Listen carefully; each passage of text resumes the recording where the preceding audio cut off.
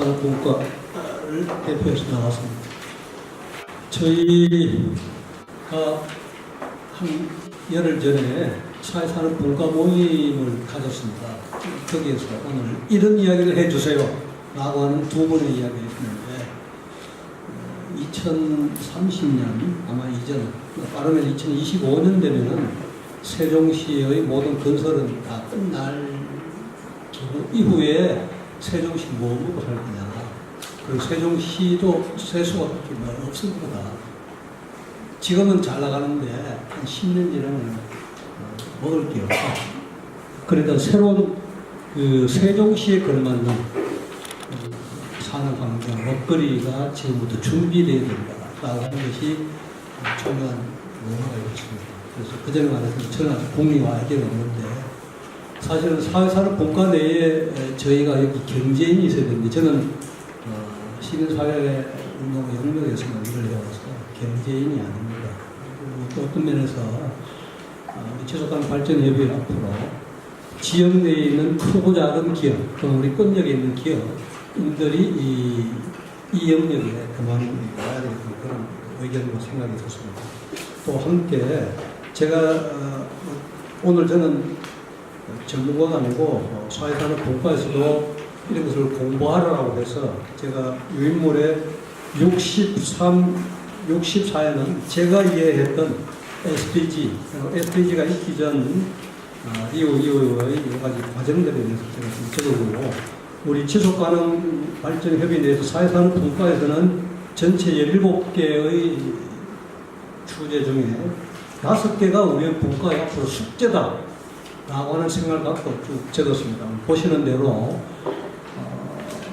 빈곤의 문제, 불평등의 문제가 크게 2개가 있고 또 그 중에 몇 개는 산업의 영역 그게 되어 있습니다. 그런 면에서 제가 여러 가지 많이 생각을 했는데 우리 지속가능 발전협의가 민관의 거버넌스에서 움직이는데 또 하나의 민관 거버넌스가 우리 자치단체 또 있잖아요.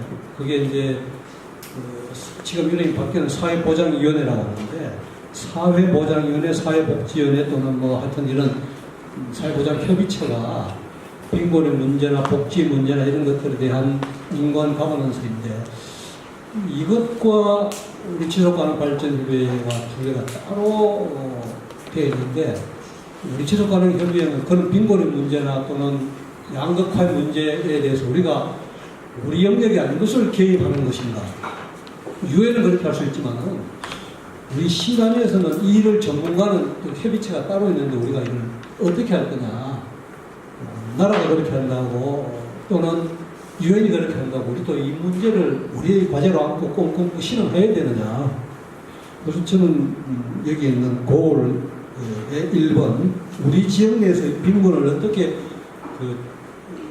양극화되는 문제를 어떻게 극복할 것인가의 문제를 우리 의제가 지속협의 이 문제를 꼭 실험할 것인지 아니면은 다른 기관하고 할 건지 이런 고민이 또 있었습니다. 그래서 궁극적으로는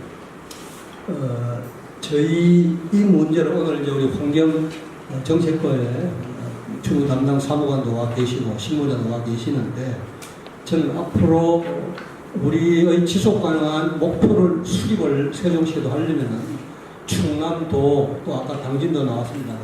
수원도 그렇고 경기도 그렇듯이 일단 주무는 환경정책과가 이 문제에 관해서 가장 중심에 서되 이거 전체의 책임적 역할은 역시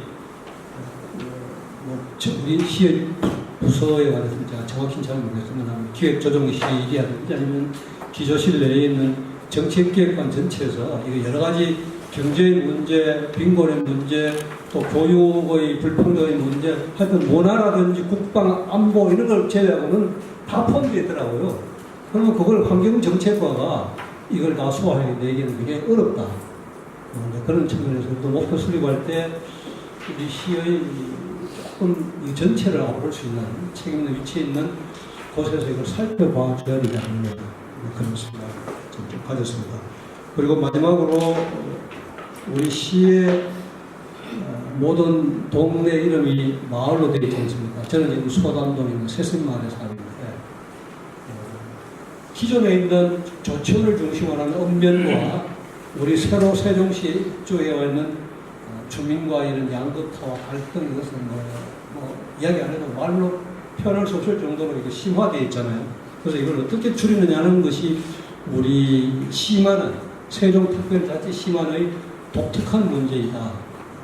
그래서 이걸 해소하기 위해서 뭐 청춘 조치 효과도 두고 우리 시장께서는 지난 4년간 노력을 많이 했음에도 불구하고 아직도 그것은 여전히 문제가 있고, 거기는 국비와 시비가 상당히 많이 투입되어야 되기 때문에 그런 문제가 있을 것이다.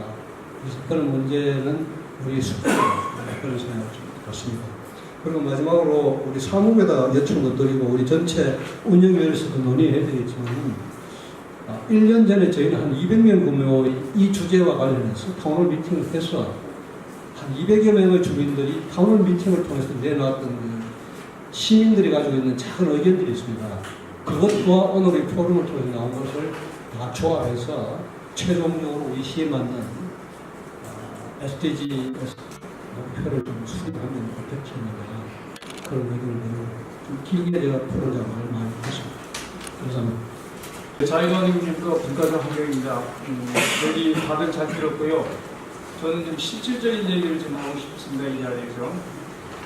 오늘 포럼에 참가해서 이렇게 보니까 이 유엔에서 지정한 그 지속발전 목표가 있는데, 이것이 다 좋은 걸 할지라도 사실 이 지방자치단체에서 수용해서 할 수 있는 것이 한정이 돼 있단 말이죠.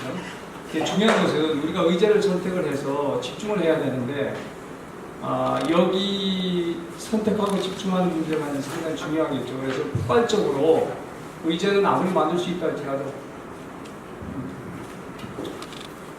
다시 얘기하면 그 유엔에서 지정한 지속 가능 발전 목표가 있는데, 이 목표 내용이 아무리 좋다 할지라도 우리 지방자치단체, 즉 세종시에서 할 수 있는 어떤 영역이 한계가 있기 때문에 이거에 대해서 협의하는 것보다는 우리 시에서 또 우리 주변에서 과연 중요한 것이 뭔가를 선택적으로 선택을 해서 그걸 집중적으로 하는 것이 가장 중요하다고 생각이 듭니다.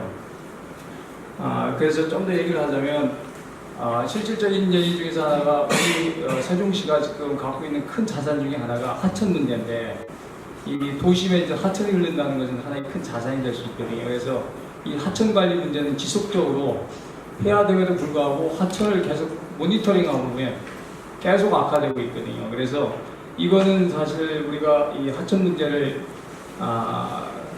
수질을 좋게 개선하지 못한다 할지라도 최소한 그 현재 상태에서 더 악화되지 않도록은 우리가 할 수 있다는 거예요. 그래서 뭐 지금 이제 단편적인 예를 하나 들었지만은 이렇게 여하튼 어떤 부분에서라도 한 가지를 집중적으로 선택을 해서 시하고 잘 연계해서 하나라도 제대로 성취하는 것이 포괄적으로 얘기하는 것보다는 훨씬 더 중요하다고 생각이 듭니다.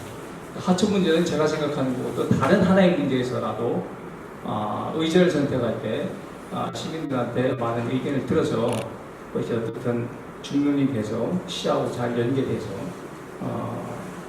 어쨌든 목표치를 완성하는 게 굉장히 중요하겠죠. 그리고 이제 한 가지만 더 보시면은 지금 우리가 이제 세종 지속 가능 발전회가 지금 환경부 밑에 있습니다. 근데 사실 여기 있는 의제가 보면 다들 보면은 환경에만 관계된 게 아니고 사실 정책에 관한 거예요. 그러니까 사실 이런 어떤 의제를 계속 지속적으로 이끌어 나가려고 하면은 정책 개발과라든가 이런 데하고 연결돼서 일을 하는 것이 환경에만 국한되는 것이 아니고 어쨌든 그 내부적으로 좀 정진해서 그렇게 연계해서 하는 것이 훨씬 더 효율적이 아닐까, 이 두 가지를 한번 제안을 드립니다. 여러 방향들이 많이 나왔는데요. 저는 지금 제가 생각하는 세종 지속가능 발전 목표를 말씀드리겠습니다. 세종의 지속가능 발전을 위해서 쉽게 나타낼 수 있는 지표는 저는 교육이라고 생각을 합니다. 그러기 위해서는 지속가능 발전의 비전을 선포하고 지속가능 발전에 대한 교육을 진행해서 시민들에게 정보 전달이 얼마나 잘 되고 있는지, 시민들이 얼마나 잘 이해하고 있는지가 큰 지표가 된다고 생각하고요. 그 교육을 통해서 공무원들의 인식을 제고하고 공감대를 유지하기 위한 장기적 교육, 시민들이 지속 발전에 대한 이해와 참여를 위한 교육과 방안을 제시함으로써 세종의 지속가능 발전 협의회는 공무원과 일반 시민의 가부적 역할을 할 수 있다고 생각합니다. 그동안 세종시는 자연환경 해설사 등의 환경교육자들이 오래전부터 활동을 하고 있었습니다.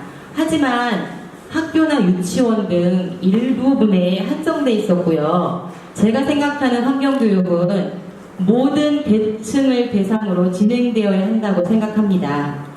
특히 이제 100세 시대에 가까운데 노인분들이나 그리고 현장에서 일하시는 노동자분들에게도 꼭 진행되어야 하고요. 특히 이제 우리 가정에 있는 주부들에 대해서 환경교육이 진행된다면 그동안 가정에서 여러 가지 친환경적인 생활을 만들어 갈 것이라고 생각합니다. 앞으로 노인들은 사실은 그동안 교육적인 측면에서는 소외계층이라고 할 수 있는데요. 이러한 노인분들의 생태 감수성을 높이고 환경에 대한 인식을 높이는 것이 중요하다고 생각합니다. 그리고 지금 우리가 이제 교육을 받고 있는 사람은 한정되어 있어요. 그래서 세종 시민이 지금 330만이 넘어서 31만 4천? 여기에 해당하는 한 10% 이상이라도 환경교육을 받을 수 있었으면 좋겠다고 생각을 하고요.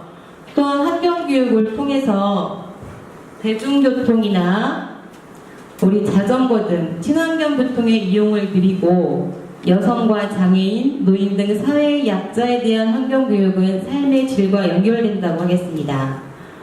또 환경교육은 자연에 대한 감수성을 높이는 등 삶의 질에 직간접적인 영향을 주게 되는데요. 세종은 지속가능한 도시를 지향하며 도시를 건설하고 있지만 그 목표가 어떻게 실현되고 있는지를 나타낼 수 있는 지표는 잘 표현되지 않고 있습니다. 시정의 노력이 어떻게 시민의 삶에 영향을 미치고 있는지를 나타낼 수 있는 지표를 시민에게 홍보해야 합니다. 특히 금개구리를 둘러싼 이상한 논란이 많이 진행되고 있는데요. 자연환경에 대한 잘못 이해라고 생각합니다. 자연환경을 잘 보존하는 것이 시민의 삶의 질을 높이는 것인지를 홍보하고 이해할 수 있는 환경교육이 필요합니다.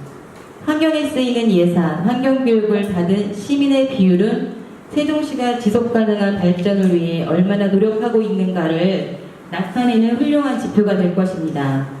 네, 지금까지 제가 국가 지속가능 발전 목표를 알아보고서 세종의 지속가능 발전 목표를 알아보았는데요.